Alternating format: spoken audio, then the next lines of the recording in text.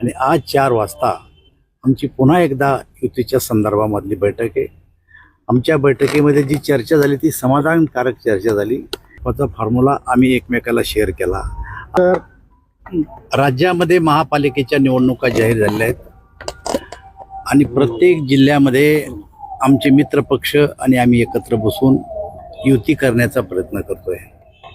त्याच पद्धतीप्रमाणे जालन्यामध्ये सुद्धा गेले 2 दिवसापासून आमचे मित्रपक्ष आणि आम्ही बैठका करतो.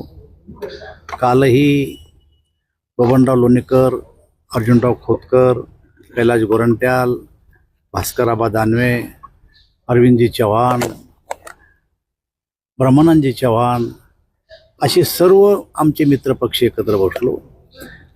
बैठकीमध्ये एकमेकाचे प्रस्ताव एकमेकाला मी शेअर केले.